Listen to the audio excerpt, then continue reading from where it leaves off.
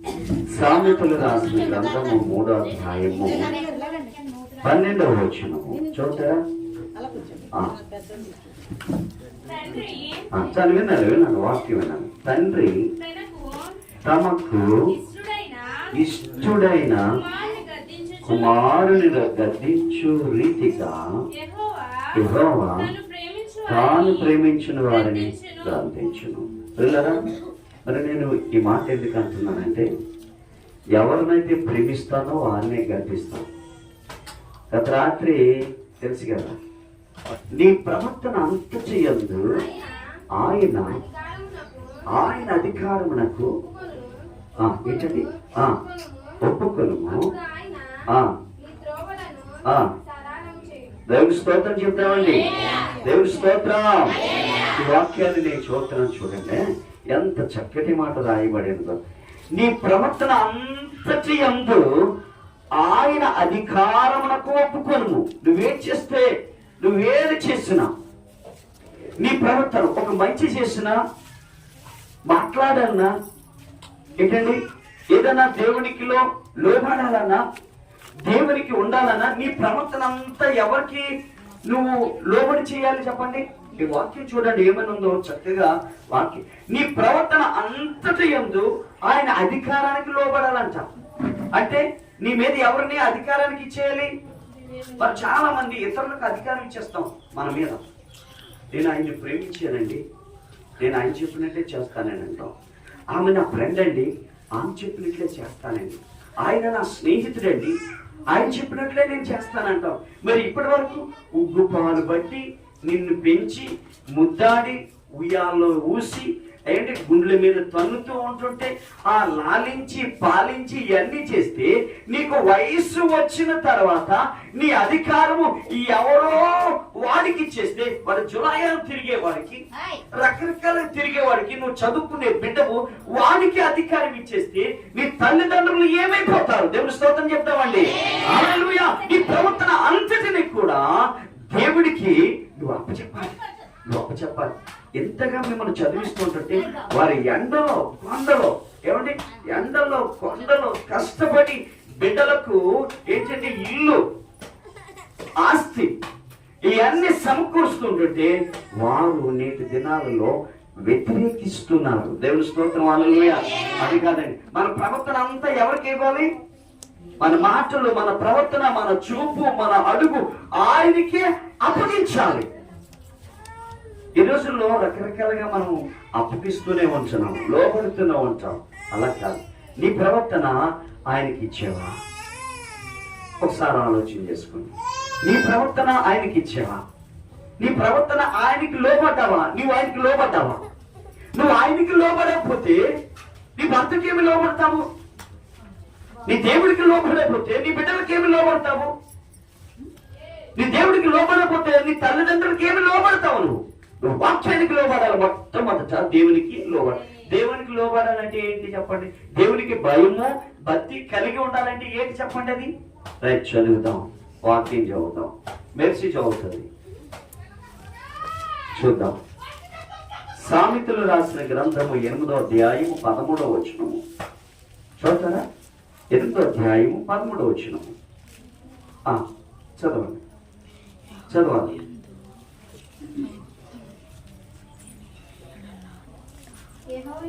యెహోవాయందు భయభక్తులు కలిగి ఉండుట చెడుతనమును నసహించుకునిటియే. గర్వము, అహంకారము, దుర్మార్గత, కుటిలమైన మాటలు నాకు అసహాయము. స్తోత్రం చెప్తామండి. హల్లెలూయా. నేను దేవుని యందు భయభక్తులు కలిగి ఉన్నానండి, నాకు దేవుడు అంటే ఇష్టం అండి, నేను దేవుని యందు భయభక్తులు కలిగి ఉన్నానని అంటావు. మరి దేవుడికి నువ్వు లోబడుతున్నావా? నీ పనులన్నీ ఆయనకి ఇస్తున్నావా? ఆయన చెప్పినట్లు చేస్తున్నావా? ఇక్కడ ఏమంటున్నాడంటే భయము భక్తి. భయము ఉండాలి, భక్తి ఉండాలి. భయము ఉండాలి, భక్తి ఉండాలంటే దానికి ఏంటండి మెయిన్ ఇక్కడ జ్యోతి అంటే ఏమని రాయబడి? చెడుతనమును అసహించుకోడి. ఆయన భయభక్తులు ఎలా అంటే చెడుతనాన్ని అసహించుకోవాలి. చెడు చూడకూడదు, చెడు చేయకూడదు, చెడు అనకూడదు, చెడు మాట్లాడకూడదు. దేవుని స్తోత్రం చెప్తామండి. హల్లెలూయా, హల్లెలూయా. ఈ ప్రవర్తన అంతటిని కూడా ఆయనకి అప్పగించాలండి. ఎవరికి అప్పగించాలి? దేవుడికి అప్పగించాలి. చెడుతనాన్ని అసహించుకోవాలి. దేవుడు అంటున్నాడు, దేవుడు ఏమని అంటున్నాడంటే, ఈ లోకంలో నెమ్మది లేదండి, నాకు నెమ్మది లేదండి అయ్యగారని అంటాం. నెమ్మది ఎలా వస్తుంది? దేవుడు నా ఇంటిలో నెమ్మది ఉంటుంది, దేవుడు నా ఇంటిలో సమాధానం ఉంటుంది, దేవుడు నా ఇంటిలో సంతోషం ఉంటుంది, దేవుడు నా ఇంటిలో ఆనందం ఉంటుంది. దేవుడు నా ఇంటిలో ఒకవేళ కొలువున్న ఆ యొక్క ఆనందము ఇక్కడ ఎవరు కూడా తీసుకొని రాలేని ఆనందము, గొప్పతనము. దేవుడు స్తోత్రం చెప్తామండి. అందుకనే నెమ్మది లేదండి అయ్యగారు, నేను ఎంత కష్టపడినా ఎంత ఇది నాకు నెమ్మది లేదండి అంటాం. చూడండి, ఒక మాట మనం చదువుతాం. ఎవరన్నా ఆ కీర్తి చదువుతా చూడండి. ఇర్మియా రాసిన గ్రంథము 6వ అధ్యాయము 16వ వచనంలో ఇలాగా దేవుడు మాట సెలవిస్తున్నాడు. చూద్దారా? 6వ అధ్యాయము 16వ వచనము. కీర్తి ప్రియ వారు చదవాలని ప్రభు పేరట నేను మనం చేస్తూ ఉన్నాను. నాన్న 16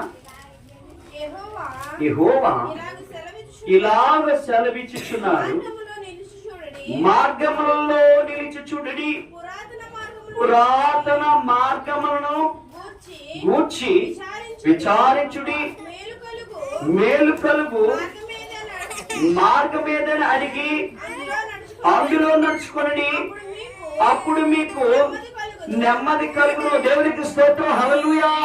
నెమ్మది ఎప్పుడు వస్తుందండి? నెమ్మది ఎప్పుడు వస్తుందండి? పురాతనమైన మార్గాలు దేవునిలో అడిగి తెలుసుకోమంటున్నాడు. ఏమండి? దేవుని అడిగి తెలుసుకోమంటున్నాడా? ఇటు చూద్దాం, ఇటు చూడండి, వాక్యం వినండి. దేవుని స్తోత్రం, హల్లెలూయా, హల్లెలూయా. ఇంకేమంటున్నాడు చెప్పండి అమ్మా? వాక్యం వినరా, వాక్యం వినరా తల్లి, వాక్యం చదవమ్మా, దేవుడి మందిరం రండి అని మనం చెప్తున్నాం. ఎందుకు చెప్తున్నామంటే నెమ్మది అక్కడే వస్తుంది అన్నమాట. వాక్యం చదువుతారా? చూద్దాం, చూడండి. 519వ పేజీలో కనపడుతుంది. 119వ కీర్తన. శ్రీ చదువు. 119వ కీర్తన 165వ శరణము. నీ ధర్మశాస్త్రమును ప్రేమించి వారికి ఎంతో నెమ్మది కలదగలదు. దేవుని స్తోత్రం చెప్తామండి. అందరూ చెప్పబడిన సమయంలో అందరూ చెప్పబడి ఎంత ధైర్యకరమైన మాట దేవుడు మనకు అనుగ్రహించడం. దేవుని స్తోత్రం, హల్లెలూయా. నీ ధర్మశాస్త్రమును ప్రేమించిన వారికి, ఏమండి అమ్మాయికి చూడాలి, నీ ధర్మశాస్త్రమును ప్రేమించిన వారికి ఎంతో నెమ్మది ఉందంట. ఒక దగ్గర ఏమంటున్నాడండి? ఒక దగ్గర మరో మాట అంటున్నాడు, దివారాత్రులు దానిని ధ్యానించిన వాడు ధన్యుడు, అటు వాడు ఆకువాడక తన కాలమందు బలమిచ్చు చెట్టు వలె ఉంటాడంట. దేవుని స్తోత్రం చెప్తామండి. ఇక్కడేమంటున్నాడంటే నెమ్మది ఎలా వస్తుందంటే దేవుని యొక్క వాక్యాన్ని మనము ధ్యానించుకోవాలి నిరంతరం. ఆయన వాక్యంలో ఉండాలి, ఆయన వాక్యాన్ని పాడుకోవాలి, ఆయన వాక్యాన్ని నెమరు వేసుకోవాలి. అందుకని యెహోషువ గ్రంథంలో అంటున్నాడు, నేనును నా ఇంటి వాడును. దేవుని స్తోత్రం కలుగును. అంటే సేవించుట అంటే ఏంటి చెప్పండి? యెహోషువ మాట ఆయన దేవుళ్ళో అంటున్నాడు. సేవించుట అంటే ఏంటంటే ఎస్తేరు గారు? సేవించుట అంటే త్రాగేయడం అన్నమాట. త్రాగేడు దేవుని యొక్క వాక్యాన్ని త్రాగడము. మనం ఏదో తిని ఎక్కువ తిని పలవ తినో ఏది తినో మనం క్రప్పుకుంటాం. ఏమిటి? అవునా కదా? పలవ తిని అంటే అది వదలలేము. ఏంటి? పలవ బాగుంటే వదలలేము. ఒరే బాబు తినకరా, షుగర్ ఉంది, బీపీ ఉంది, కంట్రోల్ చేసుకోరా బాబు అంటే ఈ తాగిన పప్పులో ఏం చేస్తాడంటే 4 ముద్దలు ఎక్కువ కొడతాడు, ఆ తర్వాత కక్కడం వెళ్తాడు. ఇది కక్రాంధన చేస్తే బిడ్డ బాగుపడతాడు. ఎందుకంటే అటువంటి చూపు నీకు ఇచ్చాడు దేవుడు. ఏమిటి? ఇచ్చేదే లేదా? ఇచ్చేది లేదా? ఏమా ఇచ్చేది లేదా? ఏది చెప్పాడు కదా. ఆయన ఓన్లీ ఏమనుకున్నాడు? లూకాసు సువార్త 19వ అధ్యాయము 5వ వచనంలో ఏమనుకున్నాడంటే ఈ పొట్టైనా, ఈ చెక్కయ్య, ఈ పన్నులు వసూలు చేసేవాడు, ఈ క్రూరుడు ఏమనుకున్నాడు? చదవరు ఒకసారి. 5వ వచనం చదవండి. యేసు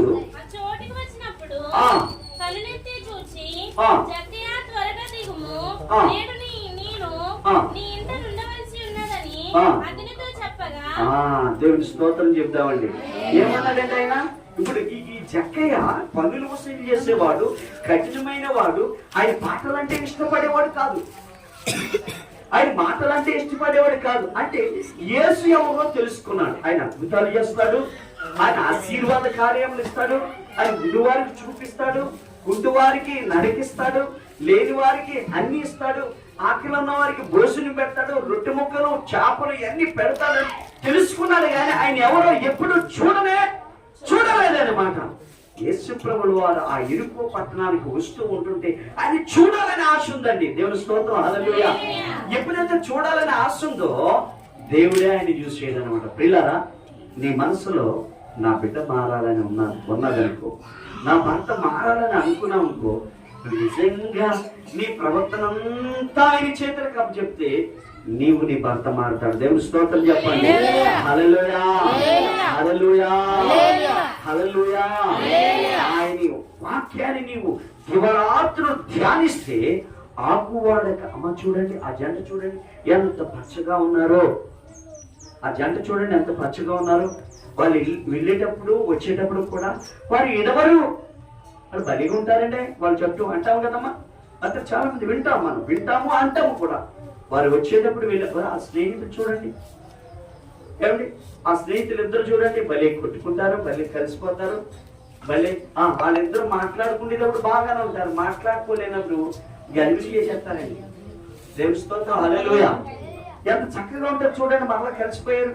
భర్త భార్యలకు చూడండి ఎంత అందంగా ఉంటున్నారు అని మనం అంటాం కదా. అలాగే మనము ఆయనలో ఉంటే, మన చూపు ద్వారా, మన చూపులో యేసు ప్రభువుల వారు ఉంటే మన భర్త మారుతాడు. ఆమేనండి. ఒకవేళ మన చూపులోనే ప్రభువుల వారు ఉంటే మన కుటుంబం మారుతుంది. ఆమేనండి. ఒకవేళ మన చూపులోనే దేవుడు ఉంటే మన బిడ్డలకు మంచి ఆరోగ్యం వస్తుంది. దేవుని స్తోత్రం చెప్పండి. ఇవన్నీ కావాలంటే మన ప్రవర్తన అంతటిని ఆయన చేతికి అప్పగించాలంటే దేవుని స్తోత్రం కలుగును గాక. ఆమె చెప్తామండి. హల్లెలూయా చెప్తాడు, హల్లెలూయా చెప్తాడు, హల్లెలూయా చెప్తాడు, హల్లెలూయా. కాబట్టి పిల్లరా, ఒక్క మాట ఆలకించండి. దేవుళ్ళో ఉంటున్నావా? నువ్వు ఉంటున్నావా? నీ ఇంటికి రక్షణ వచ్చిందా తల్లి? ఒకసారి ఆలోచించి. ఒకవేళ దేవుడు నీకు రక్షణ ఇస్తే నువ్వు దేవుడితోనే ఉంటావు.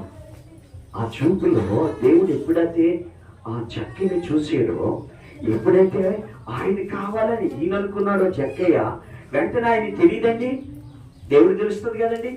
మనం నిర్మించిన దేవుడు తెలుస్తుందా? తెలుస్తుంది. కాబట్టి అంటున్నాడు జక్కయ్య, నా త్వరగా చెట్టు దిగా, దేవుడి ఇంటికి రక్షణ వచ్చింది. ప్రియమైన సహోదరి సహోదరుడా, ఈ ఉదయకాల సమయంలో ఒకవేళ నీకు రక్షణ వచ్చినట్లయితే, ఒకవేళ నీ భార్యకు రక్షణ లేనట్లయితే, ఒకవేళ నీ భర్తకు రక్షణ లేకపోతే, ఒకవేళ నీ బిడ్డలకు రక్షణ లేకపోతే, ఒకవేళ నీ కుమార్తెకి రక్షణ లేకపోతే, ఇప్పుడే సమయం, ఇదే అనుకూలమైన సమయము. ఆయన నీ ప్రవర్తన అంతటిని ఆయన చేతులకు అప్పచెప్పాలంటే దేవుని స్తోత్రం చెప్తామండి. హల్లెలూయా, హల్లెలూయా చెప్తాడు, హల్లెలూయా. ఏంటి అప్పుడు నీకేమొస్తుందండి? నీ ప్రవర్తన అంతా ఆయన చేతులకు అప్పచెప్పిస్తే నీకేమొస్తుంది? అప్పుడు విశ్రాంతి. ఏమొస్తుంది చెప్పండి? ఏమొస్తుందండి? వాక్యం చూద్దాం, చూడండి, చదవండి. ఎవరు త్వరగా చదువుతారు దయచేసి వాక్యం చూద్దాం. చూడండి, నిర్గమకాండము 33వ అధ్యాయము చదవాలి. 33వ అధ్యాయము 14వ వచనాన్ని చదువుతాం. ఎవరు చదివితే వాళ్ళు చదవాలి. నానా 33:14 వచనం. అందుకు ఆయన, నా సన్నిధి నీ తోడుగా వచ్చును, నేను నీకు విశ్రాంతి కలుగు చేస్తున్నాను. దేవుని స్తోత్రం, హల్లెలూయా. ఏమండి ఎప్పుడండి? ఎప్పుడు చెప్పండి? ఆయన సన్నిధి మనకు కూడా వస్తుంది. ఎప్పుడు? నీ ప్రవర్తన అంతటిని కూడా ఆయన చేతిలో పెట్టేయాలి, ఆయన గుప్పిట్లో పెట్టేయాలి, దేవుని గుప్పిట్లో పెట్టేయాలి. అప్పుడు అయ్యారు నా భర్త మాట తినడం లేదండి అంటాం. తప్పకుండా నీ మాట తింటాడు. అంటే నీ ప్రవర్తన ఎవరి చేతిలో పెట్టాలి? దేవుని చేతిలో పెట్టాలి. అయ్యారు నా పిల్లలు నా మాట్లాడటం లేదండి, ఎవరి చేతిలో పెట్టాలి ప్రవర్తన? ఆయన చేతిలో పెట్టాలి. అయ్యారు నా భర్త తాగుతున్నాడండి, లేదంటే నా బిడ్డలు నన్ను వ్యతిరేకిస్తున్నారండి, ఈ ప్రవర్తన అంతా ఆయన చేతిలో పెడితే, అయ్యా నాకు నెమ్మది లేదు, నా భర్త పడుతున్నాడు, త్రాగొస్తున్నాడు, మా ఆర్తం లేదు ప్రభా అని ఎన్నో ప్రార్థన చేస్తున్నానని ఎంతో మంది అంటారు. కానీ నీ ప్రవర్తన ఆయన చేతిలో పెడితే నాకు నెమ్మది లేదంటాము, నాకు విశ్రాంతి లేదంటాము. ఇక్కడేమంటున్నాడంటే, ఆయన నా సన్నిధి నీకు తోడుగా వచ్చును, నేను నీకు విశ్రాంతి కలుగు చేస్తుందని అంటున్నాడు. అబ్బా ఎంత ధనికమైన మాట అండి. ఆయన సన్నిధి రావాలనుకున్నట్లయితే, ఆయన సన్నిధి మనకి తోడుగా రావాలంటే మన ప్రవర్తన ఆయన చేతికి ఇవ్వాలి. అన్న మన ప్రవర్తన ఆయన చేతికి ఇస్తే, ఆయన చేతిలో మనం ఉంటే ఎవరు కూడా నిన్ను అపహరించరు. ఏ సాతాను నిన్ను అపహరించదు, ఏ చెడు మాటలు నిన్ను అపహరించవు, ఏ చెడు చూపు నిన్ను అపహరించదు, లేదా ఏ చెడు నరక నిన్ను అందులో త్రోసివేయదు, ఏ చెడు ఆలోచనలోనికి వెళ్ళవు, ఏ చెడు తలంపుల్లోనికి వెళ్ళవు, ఏ చెడు ఉద్దేశాల్లోనికి వెళ్ళవు, ఏ చెడు పనుల్లోనికి వెళ్ళవు. కారణము నీవు ఆయన చేతిలో ఉన్నావు, నీవు సజీవుడమైన యేసు చేతిలో ఉన్నావు కాబట్టి, నీ ప్రవర్తన ఆయనకి అప్పచెప్పావు కాబట్టి, ఆయన నెమ్మది నీతో ఉన్నది కాబట్టి నువ్వు చెప్పినట్లు ఆయన చేస్తాడు. అప్పుడు నీవు పచ్చగానే ఉంటావు, నీ కుటుంబం పచ్చగానే ఉంటుంది, నీ యొక్క బిడ్డలు అందరూ కూడా పచ్చగానే ఉంటారు. కారణం ఏంటంటే ఆయన దివారాత్రులు ఆయన ధ్యానించుచున్నావు గనుక. ఏంటండి? దివారాత్రులు ఆయన మనము ధ్యానిస్తున్నాం కాబట్టి, అంటే ప్రార్థన చేసుకుంటున్నాం. పనిలోకి వెళ్ళిన ప్రార్థనే, ఎక్కడికి వెళ్ళినా స్తుతించడమే, ఎక్కడికి వెళ్ళినా పాటలు పాడటమే, దేవుని మనసులో పాడుకుంటుంటే ఆయన సన్నిధి మనకు తోడుగానే. చెప్పండి, ఆయన సన్నిధి మనకు తోడుగానే. హల్లెలూయా చెప్పండి, హల్లెలూయా హల్లెలూయా. దేవుని యొక్క మాట మరో మాట చూద్దాం, చూడండి. మత్తయి సువార్త, లేచి నిలబడి చదవాలి. మత్తయి సువార్త 11వ అధ్యాయము 28వ వచనం నుండి 30వ వచనం వరకు. మత్తయి సువార్త 11వ అధ్యాయము 28 నుండి 30 వరకు చదువునా. ప్రయాసపడి భారం మోసుకొను సమస్త జనులారా నా యొద్దకు రండి, నేను మీకు విశ్రాంతి కలుగు చేసేదను. నేను సాత్వికుడను, దీన మనసు గలవాడును గనుక మీ మీద నా కాడి ఎత్తుకొని నా యొద్ద నేర్చుకుని, అప్పుడు మీ ప్రాణమునకు విశ్రాంతి దొరికెను. అనగా నా కాడి సిలువగాను నా భారము తేలిగ్గా ఉన్నది. కూర్చున్నానా? దేవుని స్తోత్రం చెప్తామండి. ఇక్కడ చూడండి, ఈ వాక్య భాగము తేట తెల్లగా తెలియచేయబడుతుంది. దేవుని స్తోత్రం చెప్తామండి. హల్లెలూయా హల్లెలూయా అంటున్నాడు. ప్రయాసపడి భారం మోసుకొను సమస్త జనులారా. ప్రయాసపడుతున్నాం. ఏం పడుతున్నామండి? వినాలి వినాలి. ఏం పడుతున్నాము? ప్రయాసపడుతున్నాం. ఎవరి కొరకు? ఏమండి? భర్త కొరకు, భార్య కొరకు, బిడ్డల కొరకు ప్రయాసపడుతున్నాము, కష్టపడుతున్నాము, అన్నీ చేస్తున్నాము. రేపు అయ్యా నీ గురించికే నేను కష్టపడ్డాను, ఇదో తప్పు చేసుకొని నేను కష్టపడ్డాను, మరి నా సగ భారం నువ్వు మోస్తావంటే భర్త ఏమంటాడండి? నేను మొయ్యనంటాడు. నీ కర్మ నీకే అనుభవించాలి. భార్య అంటది, నువ్వు పెంచవా, నీ కర్మ నీవే అనుభవించాలంటాడు. వాల్మీకి కూడా అలాగే అన్నాడు. ఇక్కడ ఏంటంటే ప్రయాసపడి భారం మోసుకును సమస్త జనులారా, అంటే కులము గాని, మతము కానీ, దేశము గాని, ఎర్రగా ఉన్నవారు గాని, నల్లగా ఉన్నవారిని భేదమేమి రాకుండా ప్రయాసపడి భారం మోసుకును సమస్త జనులారా నా యొద్దకు రండి, నేను మీకు విశ్రాంతి కలుగు చేసేదను. అక్కడ మాట అంటున్నాడు, నేను సాత్వికుడను, దీన మనసు గలవాడును. ఏమండి? సాత్వికుడు అంట. ఎంత నెమ్మదండి ఆయనకి. దీన మనసు అండి, దీన మనసు, మన మీద దయ చూపే మనసు, జాలి చూపే మనసు. సిరి చూడాలి. దీన మనసు, జాలి చూపే మనసు, కరుణించే మనసు, దయామయుడు, కరుణామయుడు, పిలిస్తే పలికేవాడు. ఇక్కడ ఏమంటున్నాడు? సాత్వికుడను, దీన మనసు గలవాడును గనుక మీ మీద నా కాడి ఎత్తుకొని. ఎవరి కాడి ఎత్తుకోనండి? మనం అంటాం కదా, నీ బరువు ఎంత మోస్తున్నాను రా, ఏనాడు నీకు అచ్చున్నాను అంటాం. భార్య అంటది కదా భర్త, నువ్వు తాగొస్తున్నావా, నీకు అచ్చున్నాను నేను నిన్ను పెంచడానికి అని పాపము చాలా బాధపడుతుంది. ఇక్కడేమంటున్నాడంటే మీరు నా కాడి ఎత్తుకోమంటున్నాడు. ఆయన కాడి ఏంటండి? ఆయన కాడి బరువు కాదు, ఆయన కాడి బరువు కాదనమాట. చెడుతనాన్ని అసహించుకునిటే అదే కాడి మోయుడు. అసహించుకొని మనం ఎక్కడికి వెళ్ళినా ఆయన స్తుతించుకు ప్రార్థన చేసుకుంటూ ఆయన కొనియాడమే. దివరాత్రులు దాన్ని ధ్యానించేవాడు ధన్యుడు. అటు వాడు ఆకువాడక తన కాలమందు ఫలమిచ్చు చెట్టు వలె ఉండాలంటే ఇక్కడ ఆయన కాడి మన భుజం మీద వేసుకొని ముందుకి ఎవరైతే నడుస్తారో వారే ధన్యులు. అటువారు దీవించి ఆశీర్వాదించబడును గాక. ఆమేనండి. అందరూ కూడా ఆమేనండి. దేవుని స్తోత్రం. హల్లెలూయా.